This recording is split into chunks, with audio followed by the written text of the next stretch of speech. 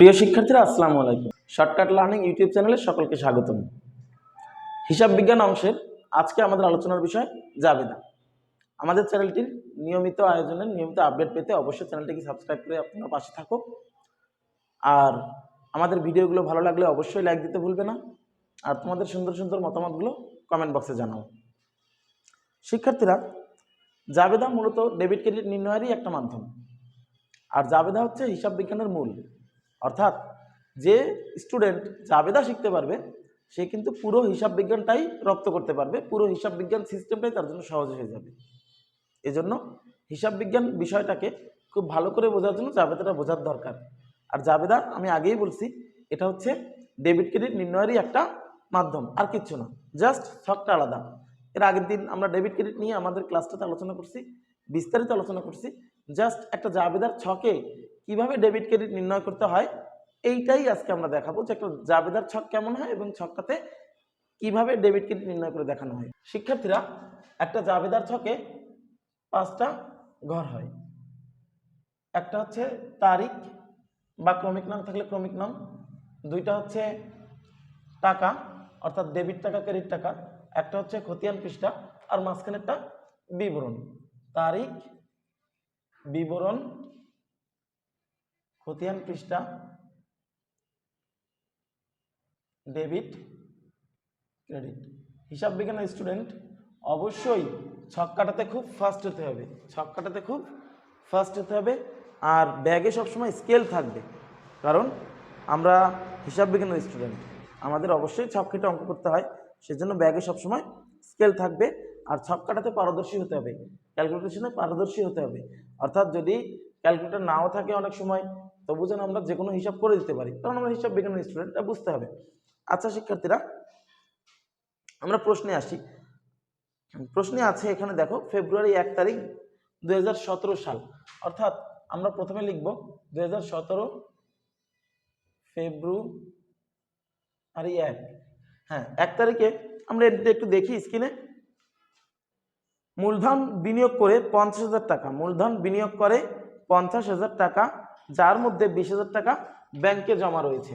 আমরা প্রথমে debit credit ক্লাসেই বলছিলাম যে মালিক যা আনবে তাতেই মূলধন ক্রেডিট হয়। অর্থাৎ এখানে যেহেতু মূলধন আছে, আদা মূল, এই মন্ত্রটা আমরা আরেকটু লিখে দেই, উৎসব ডেবিট, জাবেদার ক্ষেত্রেও কাজে লাগবে, উৎসব ডেবিট,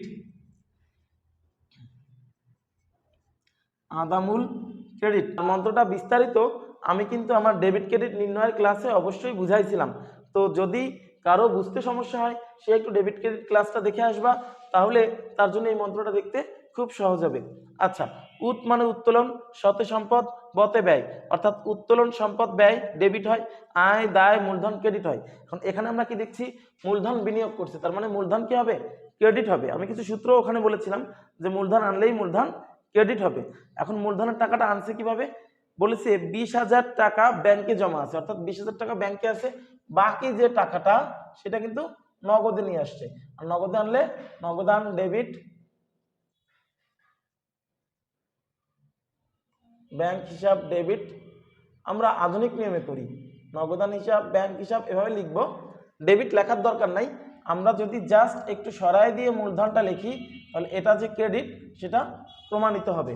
আচ্ছা, আমরা খেয়াল করি, যেহেতু 20,000 টাকা ব্যাংকে জমা ছিল, ব্যাংকের এখানে 20,000 দিলাম, মূলধনে হচ্ছে টোটাল 50,000, এটা 50,000, বাকি আছে কত, 30,000।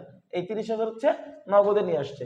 এখানে একটা কারণ দিতে হয়, যদি প্রশ্নে বলে না দেয়, যদি প্রশ্নে বলে না দেয় যে ব্যাখ্যা দেওয়ার প্রয়োজন নাই, তাহলে তোমরা অবশ্যই কারণ দিবা।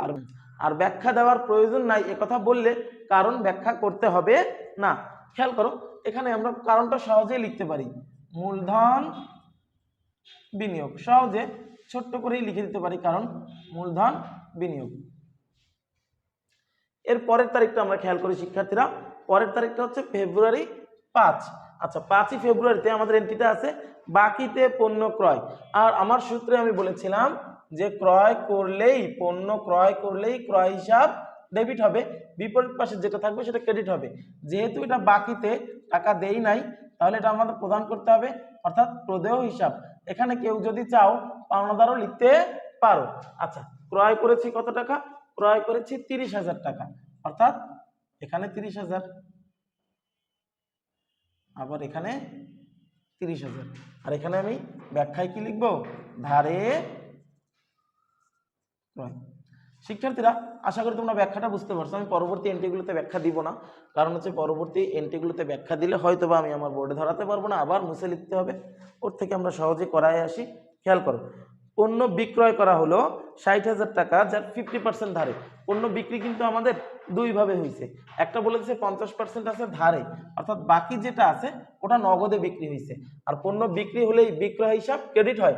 বিপরীত পাশে যেটা আছে, যেমন এখানে বিপরীত পাশে আছে নগদান হিসাব, আর যেহেতু ধারে আছে, ধারে থাকলে বলতে হয় প্রাপ্য হিসাব। এই বিপরীত পাশের হিসাবগুলো ডেবিট করতে হবে, আর বিক্রয় নিজে ক্রেডিট হবে।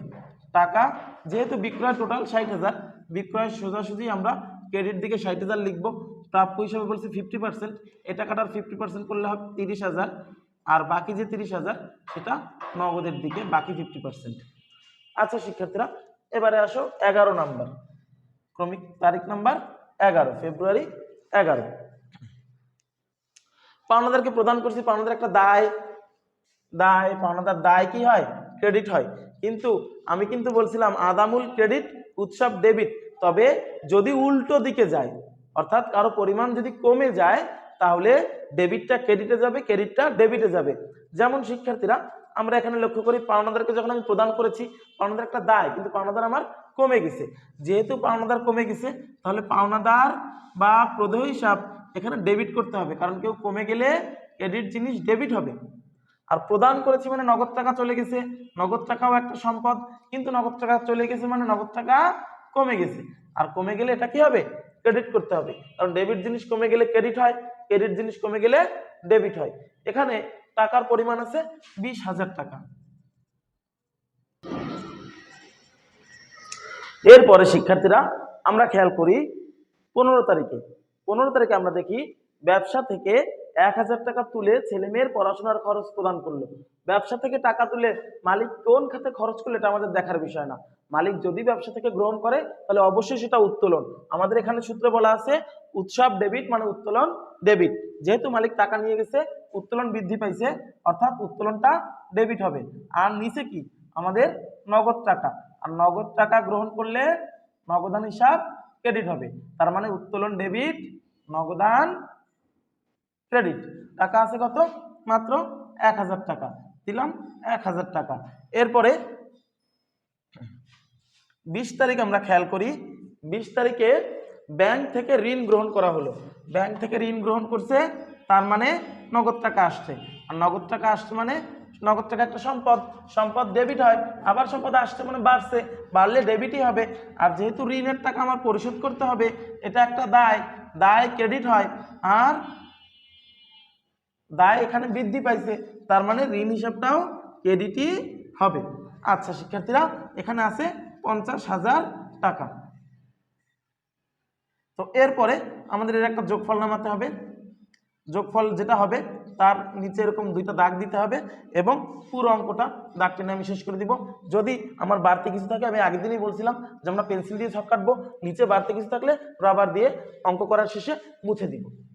আশা করি শিক্ষার্থীরা জাবেদার এই অংশটা তোমরা বুঝতে পারছো। এটা জাস্ট আমি একটা ছক দেখাইছি, অরিজিনাল প্রপার জাবেদা তো আর আজকের ক্লাসে করাইনি। এটা ডেবিট ক্রেডিট নির্ণয়ের যে সিস্টেমটা বলছি, ওই ক্লাসটা করলেই তোমরা প্রপার জাবেদাটা বুঝে ফেলতে পারবা। আর ছকটা হবে এভাবে, আজকে শুধু ছকটা বোঝানোর জন্য, কিভাবে জাবেদার একটা ছকে অঙ্কটা করাতে হয় এটা বোঝানোই আমাদের উদ্দেশ্য ছিল। আশা করি তোমরা বুঝতে পারছো। তারপরও তোমাদের যদি কোথাও কোনো প্রশ্ন থাকে, কিছু বুঝতে সমস্যা থাকে, অবশ্যই আমাদের কমেন্ট বক্সে জানাবা। আমাদের ভিডিওটা ভালো লাগলে লাইক দিয়ে পাশে থাকবা, এবং আমাদের নিয়মিত আপডেট পেতে চ্যানেলটাকে সাবস্ক্রাইব করে দিবা। সবাই ভালো থাকো, আল্লাহ হাফেজ।